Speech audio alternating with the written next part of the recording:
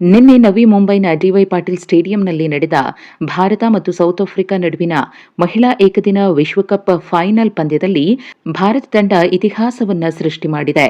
ಹೌದು, 52 ರನ್ಗಳಿಂದ ಗೆಲ್ಲುವ ಮೂಲಕ ಹರ್ಮನ್ ಪ್ರೀತ್ ಕೌರ್ ಪಡೆ ಚೊಚ್ಚಲ ವಿಶ್ವಕಪ್ ಟ್ರೋಫಿಗೆ ಮುತ್ತಿಟ್ಟಿದೆ. ಟಾಸ್ ಗೆದ್ದ ದಕ್ಷಿಣ ಆಫ್ರಿಕಾ ತಂಡ ಮೊದಲು ಬೌಲಿಂಗ್ ಅನ್ನು ಆಯ್ಕೆ ಮಾಡಿಕೊಳ್ಳುತ್ತೆ.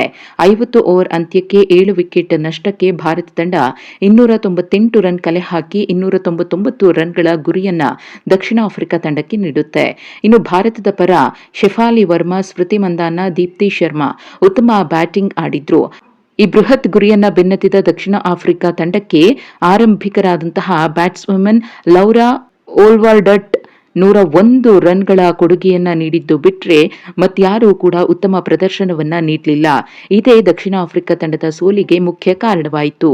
ಇನ್ನು ಭಾರತ ತಂಡ ಬೌಲಿಂಗ್ನಲ್ಲೂ ಕೂಡ ಕಮಾಲ್ ಮಾಡಿತು. ದೀಪ್ತಿ ಶರ್ಮಾ 5 ವಿಕೆಟ್ ಅನ್ನು ಗಳಿಸಿದ್ರೆ ಶೆಫಾಲಿ ವರ್ಮಾ 2 ವಿಕೆಟ್ ಮತ್ತು ನಲ್ಲಾಪು ರೆಡ್ಡಿ ಚರಣಿ 1 ವಿಕೆಟ್ ಅನ್ನು ಪಡೆದು ತಂಡದ ಗೆಲುವಿನಲ್ಲಿ ಪ್ರಮುಖ ಪಾತ್ರ ವಹಿಸಿದ್ರು.